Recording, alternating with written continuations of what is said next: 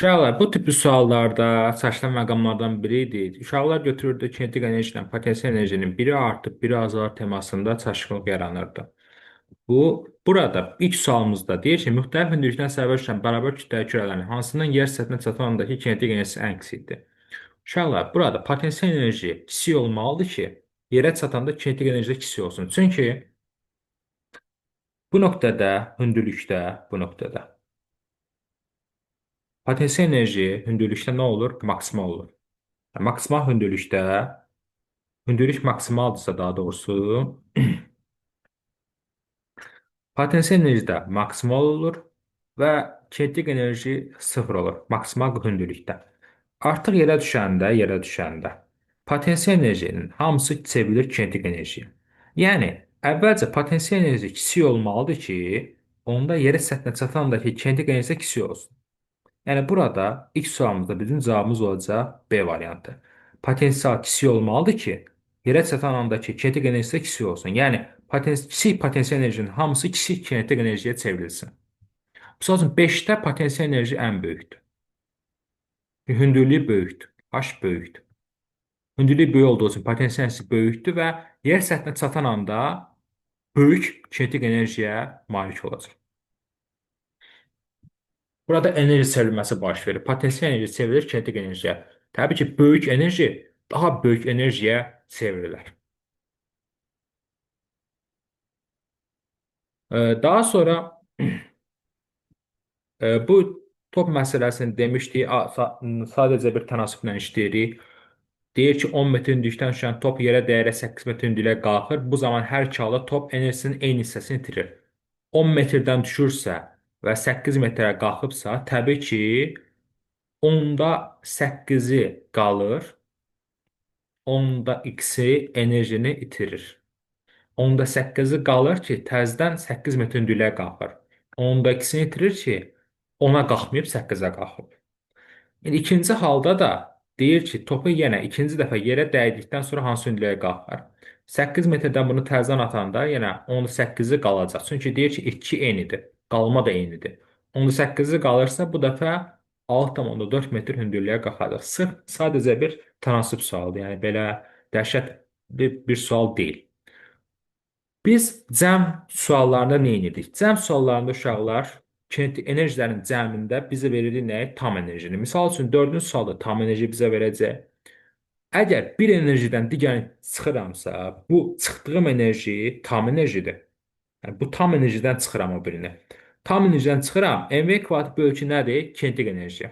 Tam enerjidən kinetik enerjini çıxanda qalır potensial enerjinin ani qiyməti, yəni normal qiyməti. Yəni bu suallarda tam enerjidən digər enerjini çıxıram. Məsəl üçün, burada da tam enerjidən çıxıram. Potensial enerji P kvadratı bölünsün 2. Yəni hansı enerji çıxacam burada?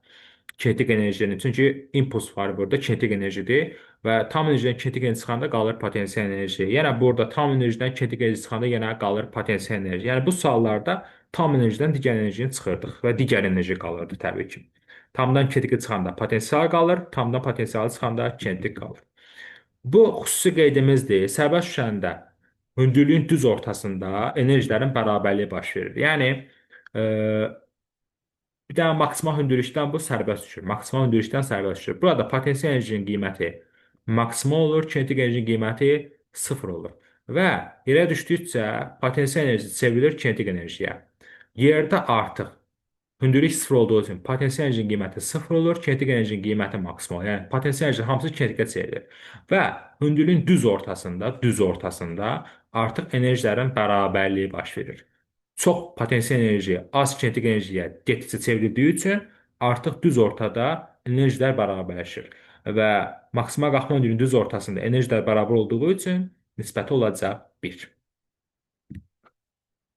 Daha sonra hansı məqama toxunurduq burada?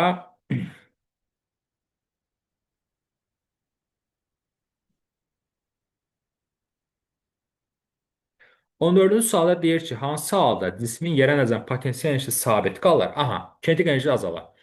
Biz demişdik ki, potensial enerji azalırsa kinetik enerji artır. Kinetik enerji artırsa potensial enerji azalır. Bu tam mexaniki enerjinin saxlanma qanunu ödənilən haldadır. Yəni enerjinin saxlanma qanunu ödənilirsə bu dediyimiz doğrudur. Amma enerjini saxlama qanunu həmişə ödənilməyə də bilər. Misal üçün 14-cü sualda bizə bu ödənilmədiyi halı soruşur. Deyir ki, hansı halda cismin yerə nəzərən potensial enerjisi sabit qalır, yəni potensial enerji sabit qalır.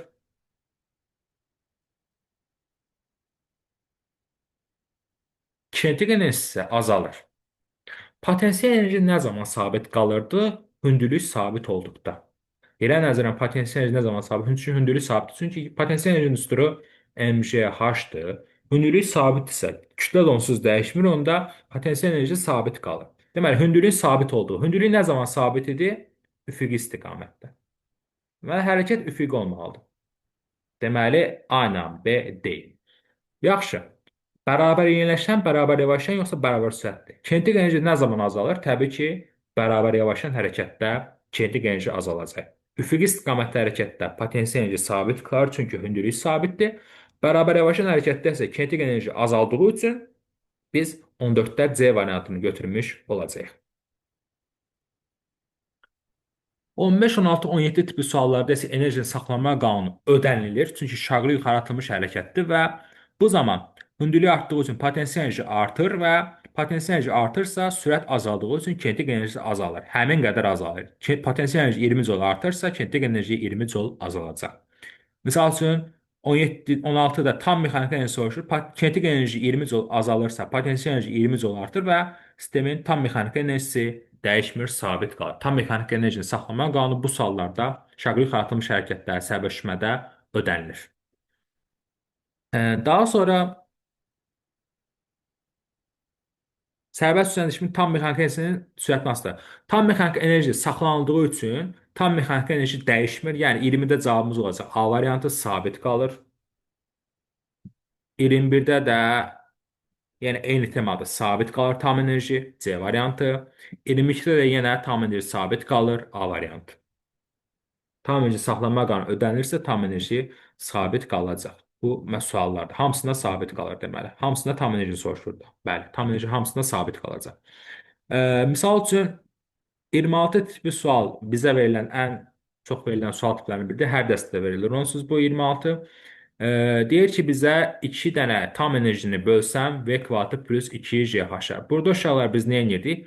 Tam enerji nəyə bərabərdir? Tam enerji bərabərdir kinetiklə potensialın cəmi. Yəni kinetikin yerinə yazıram mv kvadrat bölü 2, potensialın yerinə yazıram mgh. Yəni tam enerji yerinə yazıram mv kvadrat bölü 2 plus mgh. Kinetiklə potensialın cəmi. Bölürəm aşağıdakı ifadəyə V kvadratı plus 2GH. 2-ni mötərizənin içinə vuranda olur mv kvadratı plus 2mgh bölünəcək nəyə? V kvadratı plus 2gh. Buradan mv kvadrat, bəli. Buradan indi m-i mötərizə xərcdən çıxarsaq qalır V kvadratı plus 2gh. Aşağıda da onsuz da V kvadratı plus 2gh qaldığı üçün bunlar aşağı ilə yuxarı gedir. Nə qalır elə? Kütlənin özü qalmış olacaq. Yəni cavabımız olacaq 26-da elə D variantı. Daha sonra 30 məsələ həllinə baxaq indi. Aleyküm salam uşaqlar, yeni qoşulanlar, aleyküm salam. Nə tez yatdınız? Olimpiadaya getdim, fizikadan 15 dənə keçməmiş sual vardı. Elektrik intensiv cərəyan.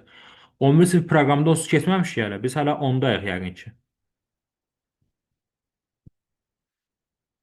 11-də şeydir, çox ikinci hissədə 11-də. Deməli, sən deyən var olimpiadaya get. Deməli 30 8 metr bölü saniyə sürətlə atılıb 12 ilə də yerə düşüb.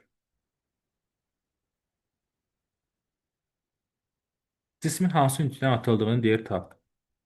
Necə atılıb bu? Müəyyən hündürlükdən 8 metr bölü saniyə atılmış cisim 10 saatdə yerə düşərsə, aha, cismin hansı hündürlükdən atıldığını tap. Aha. Hara atılıb? Aşağı atılıb da. Yerə düşüb. Bu zaman düstur nə idi? H bərabər V kvadratı çıx. V0 kvadratı bölünsün 2G. Buradan qiymətlərinə qoyanda 12-nin kvadratı çıxılsın 8-in kvadratı bölünsün 2 vurulsun 10-a. O da neçə verəcək? 144 çıxılsın 64 bölünsün 20. 144-dən 64 çıxanda nə qalır? 80 qalır. 80 bölsün 20. Bu da bizə belə nə verəcək? 4 metr. Yəni 30-da cavabımız olacaq A variantı. Bu hansı düstura oxşuyurdu uşaqlar? S bərabər V kvadratı çıx V sıfır kvadratı bölünsün 2A düsturudur da. Əgər şaqlı aşağı atılıbsa, S-in yerinə H yazırdım. A-nın yerinə J yazırdım. Olurdu bizim düsturumuz H bərabər V kvadratı çıx V sıfır kvadratı bölü 2J. Buradan da normal qaydada qiymətləri yerinimizə qoyuruq. Sürətlərin qiymətlərini bir-bir yerinə qoyuruq və bu zaman hündürlüyün qiymətini tapmış oluruq. Sonraki sizcə indi 31-ci sual, bu maraqlı sual oxşuyur 31. Bəli, 4 metr tapdıq. 31-də isə bizdən deyir ki, yer səthindən aşağı istiqaməti yuxarı atmış cismin kinetik enerjisinin zamandan asılı qrafik verilmişdir. Traktorun ən yuxarı nöqtəsindən bu cisim potensial nəyə bağlıdır? Uşaqlar, burada traktorun ən yuxarı nöqtəsində potensial enerji elə tam enerjiyə bərabər olur. Və bizim tam enerjimiz neçədir? Bizim tam enerjimiz 40-dır burada. Maksimal qiymət 40. Bu bizim tam enerjimizdir. Kinetikin bu maksimal qiymətidir. Kinetikin də maksimal qiyməti ilə tam enerjidir. Hansısa bir enerjinin kinetikin mi, potensialı mı, maksimal qiyməti elə tam enerjidir. Çünki bir enerji maksimal olanda digər enerji avtomatik sıfır olur. Ona görə də tam enerji bu kinetiklə potensialın maksimalı olur. Deməli, tam enerji ilə 40-dır. Potensialın da maksimalı 40-dır, kinetikin də maksimalı 40-dır. İndi bizə də deyir ki, cismin potensial enerjisi nəyə bərabərdir? Ən yuxarı nöqtədə. Deməli, elə 40-a bərabərdir. Mənalı suallardan biridir. Yəni çaşdırıcı mənalı suallardan biridir. Burada cisim yer səthindən 40 metr bölü saniyə 40 enerjinin atılıb yuxarı atılıb. Bunun başlanğıc kinetik enerjisi 40-dır. Başlanğıc kinetik enerji 40-dırsa, hündürlüyü 0 olduğu üçün potensial enerjisi 0-dır. Elə bu 40 çoğu tam enerjinin özüdür. Və yuxarı qalxanda, maksimum hündürlüyə qalxanda ancaq artıq potensial enerji qalır. Və yuxarıda hündürlük maksimal olduğu üçün potensial enerji maksimal olur və tam enerjiyə bərabər olur, yəni 40-a. Artıq burada sürət 0 olduğu üçün kinetik enerji 0 olur. Yəni əvvəlcə 40 ilə atılıbsa, təbii ki, yekunda da bunun enerjisi 40 olacaq yuxarıda. Yəni enerji bir növdən başqa növə çevrilir. Kinetikdən potensiala çevrilir. Əlavə enerji özünə qəbul eləmir də burada. 40-dan atıldısa, elə yuxarıda da enerjisi 40 olacaq maksimal nöqtədə. 31-də cavabımız olacaq C variantı.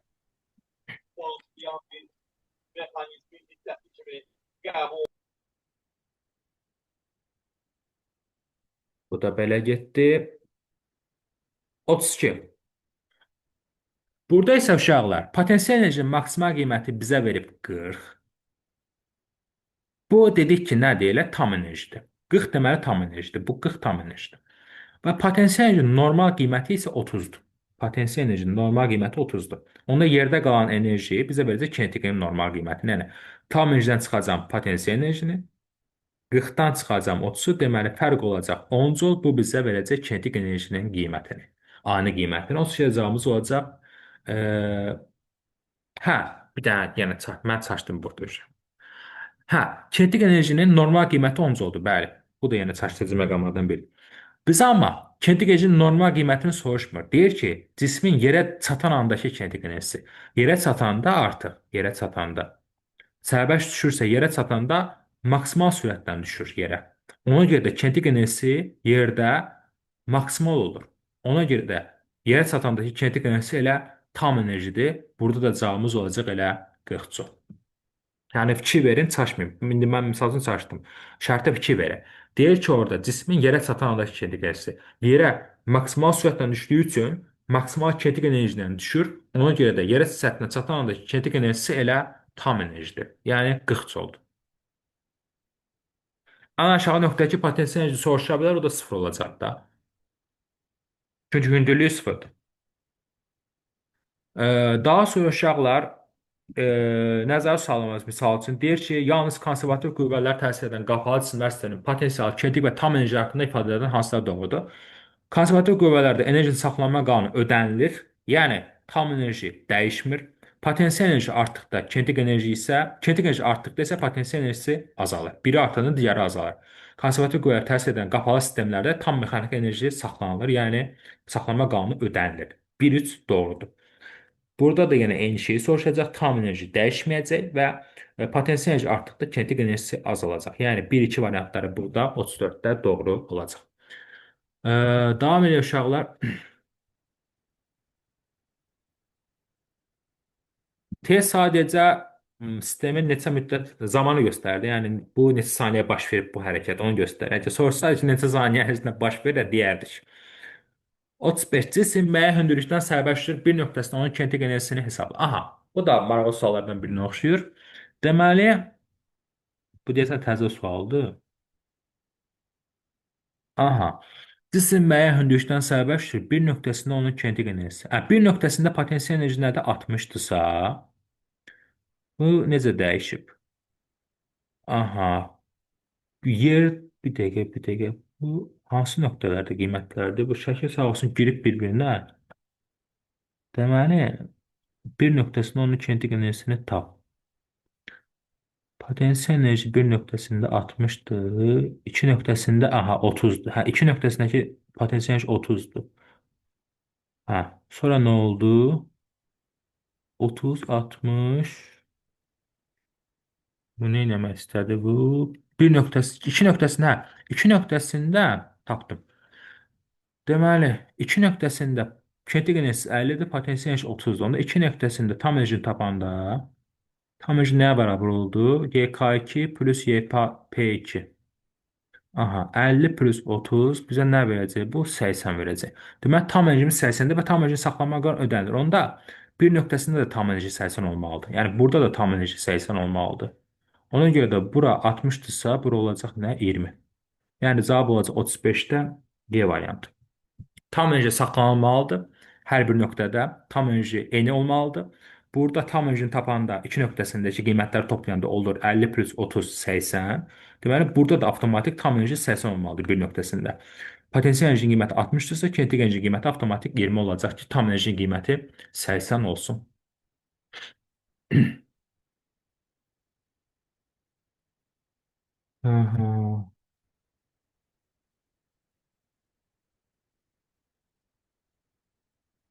Hə, şəkil sağ olsun biraz bir-birinə girib burada. Nöqtələri görsən, 2 ilə 1-i görsən rahat sualdır. Sadəcə biraz orada nöqtələrə fikir verməlisən. 1 ilə 2. Misal üçün 36-da da eyni temadır. Burada da bir nöqtəsində tam enerji 90 oldu, 40 ilə 50-nin cəmi. Onda burada da tam enerji 90 olmalıdır. Tam enerji saxlanılmalıdır. Onda bura 60-dırsa bura olacaq deməli 30. Yəni B variantı. Daha sonra 37 yeni sualımız. Yer səthindən V0 sürətindən şaqlı yuxarı atılmış M kütləli cisim yerə V bölü 2 sürəti ilə dəyər. Havanın müqavimət qüvvəsi işini tap. Elə kinetik enerjinin dəyişməsi ilə tapa bilərik bunu. A bərabərdir delta YK. M V kvadratı bölü 2 çıx M V0 kvadratı bölünsün 2. Aha.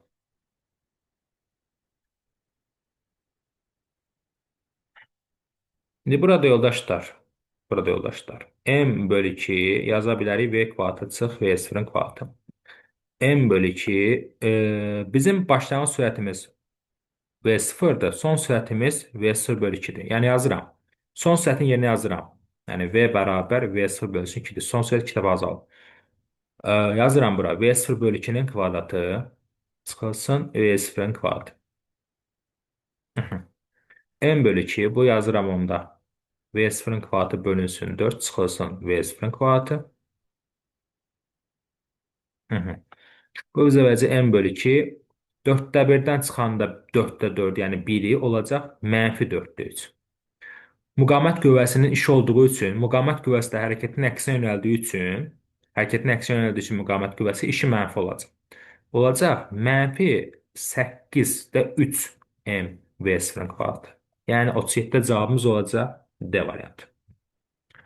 İşin kinetik enerjiyə bərabərliyindən tapdım. Yəni MV kvadratı bölü 2 çıx. Kinetik enerji dəyişməsindən bərabərliyini tapdım. MV kvadratı bölü 2-dən çıxdım MV0 kvadratı bölü 2-nə.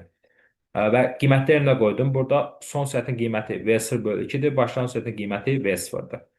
Və qiymətləri yerinə qoyandan sonra gördüm ki, V-nin yerinə V0 bölü 2 qoyduqdan sonra gördüm ki, cavab alınır mənfi 8 ölçü MV0 kvadrat. Çünki havanın müqavimət qüvvəsi hərəkətin əksinə yönəldiyi üçün işi mənfi olacaq.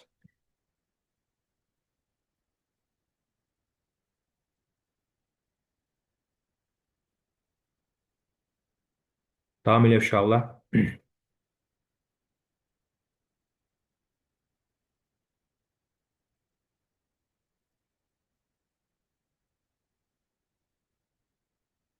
O 8'də də eyni temadır. Orada da yenə qiymətlərinə qoyanda yenə A bərabərdir. Delta YK ilə gedirsiniz yenə. MV kvadrat bölü 2-dən, yəni kətik dəyişməsindən gedək yenə. M bölü 2 V kvadratı çıx V0 kvadratı. Burada da artıq son sürət V0 bölünsün 3'dür. Bu da başlanğıc sürətdir. Bu da son sürətdir. Yerinə qoyanda M bölü 2 V0 bölü 3'ün kvadratı çıxılsın V0'ın kvadratı. Yəni M bölü 2 V0'ın kvadratı bölünsün 9 çıxılsın V0'ın kvadratı. Bu da bizə neçə verəcək? 9'da 1'dən çıxsam 1'i olacaq 9'da 8 mənfisi ilə. 8 ilə 2 say gedir qalır nə? Bu V0'ın kvadratı idi. Hı. 8'den 2 say gedir qalır yuxarıda 4 olur. Mənfi 9'da 4 M V0'ın kvadratı. Yəni 38'də cavabımız olacaq C variantı.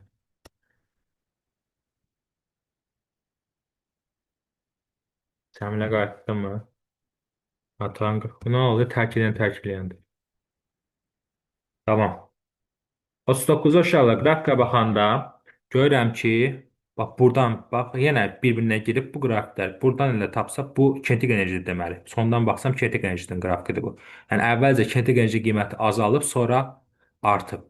Əvvəlcə potensial enerji qiyməti artıb, sonra azalıb. Əvvəlcə kinetik enerji qiyməti azalıb, sonra artırsa, deməli bu cismi yuxarı doğru atmışam. Yəni bu şaqli yuxarı atılmış hərəkətdir. Yəni 39-da cavabımız olacaq E variantı. Cismi yuxarı atmışamsa, əvvəlcə sürəti azalır, kinetik enerjisi azalır.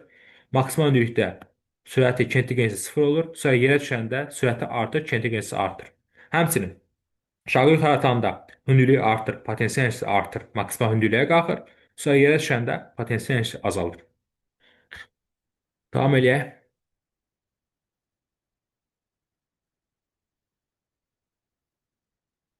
Ay, maşallah bu mətnlərimizdir. Hə, burada da demişdik ki, uşaqlar sərbəst düşən cismin potensial enerjisinin zamanlar qrafiki verilmişdir. T bərabər 2 saniyə anında bu cismin kinetik enerjisi nəyə bərabərdir? Bu maksimal qiymət bizim tam enerjimizi verirdi. Bu potensial enerjinin normal qiymətidir və yerdə qalan enerji nə olacaq? Bizim kinetik enerjimiz olacaq. 80-dən çıxacağım 60-ı. Deməli, kinetik enerji qiyməti 20 joula bərabər olmuş olur. 43-də cavabımız olacaq deməli B variantı. Tam enerjimiz 80, potensial enerjinin qiyməti 60, çıxanda olur kinetik enerjinin qiyməti. Daha vacib sual tipləri 44 ilə 45-dir. Bizim sevimli suallarımız. Deyir ki, cisim 9 metr hündürlükdən sərbəst düşür. Yəni maksimal hündürlüyü 9-dur və yer səthindən hansı hündürlükdə, yəni normal hündürlüyü soruşur. Yer səthindən hansı hündürlükdə cismin kinetik enerjisi potensial enerjidən 2 dəfə çox olacaq. Biz bu sualları necə işləyirdik? Tam enerji saxlama qanunu. Tam enerji bərabərdir kinetiklə potensialın cəminə. Biz burada kinetikin yerinə 2 dənə Y potensial qoyduqda 2 Y potensial plus Y potensial olur nə? 3 dənə Y potensial. Və tam enerji potensial enerjinin maksimal qiyməti olduğu üçün yazıram mj maksimal hündürlük, yəni mj bölü h. Potensial enerji üçün yazıram mj normal hündürlük, yəni h. Mjlər gedəndən sonra qalır. Maksimal hündürlük bərabərdir 3 dənə normal hündürlük. Bizə də normal hündürlük soruşur. H bərabər olacaq onda maksimal hündürlük bölünsün 3-ə. Yəni 9-u bölürəm 3-ə, deməli mənim normal hündürlüyüm 3 metrdir. Yəni 44-də cavabımız olacaq D variantı. 45-46 ona oxşardır. Salam Əmir. 47. Bizə deyir ki, A nöqtəsindən sərbəst düşən cisim B nöqtəsindəki kinetik enerjisi Y olarsa, yerə dayananda kinetik enerjisi nəyə bərabər olar? Deməli, yoldaşlar, A nöqtəsindən sərbəst düşür və A nöqtəsində hündürlüyə baxsam, A nöqtəsindəki hündürlüyü H2H3H-dır. Və bu zaman buradakı tam enerji, potensial enerjinin maksimal qiymətindən bərabər olub 3mgh-dır. Kinetik yoxdur da burada. Çünki hündürlükdədir, maksimal hündürlükdədir. Kinetik yoxdur. Artıq yerə düşəndə təbəş uçur yerə. Çünki başlanğıc sürət sıfırdır, təbəş uçur yerə. Kinetik enerjisi yoxdur əvvəlcə. Yerə düşəndə sürət artır, kinetik enerji artır. Və B nöqtəsində hündürlüyü nədir? 2h-dır. Yəni yerdə olan hündürlük 2h-dır. Onda potensial enerjisi 2 mgh-dır. Yerdə qalan kinetik enerji olacaq. Kinetik enerji nəyə bərabərdir? Tam enerji çıxılsın potensial enerji. Tam enerji nə qədərdir? Tam enerji 3 mgh-dır. Çıxanda potensial enerji 2 mgh-dır. Deməli, yerdə qalan mgh kinetik enerjidir. Deməli, B nöqtəsindəki kinetik enerjisi mgh-dır. C nöqtəsindəki soruşsa, C nöqtəsində hündürlük sıfır olduğu üçün potensial enerji sıfırdır və C nöqtəsində tam enerji elə kinetik enerjinin özünə bərabər olur. Yəni 3 mgh-a bərabər olur. Bizə elə deyir ki, C nöqtəsində kinetik enerji nəyə bərabərdir? B nöqtəsi kinetik enerji 7-dirsə. Yəni uşaqlar, B nöqtəsində kinetik enerjini biz tapdıq mgh. mgh 7 isə 3 mgh olacaq 3y. Yəni cavabımız olacaq 47-də D variantı.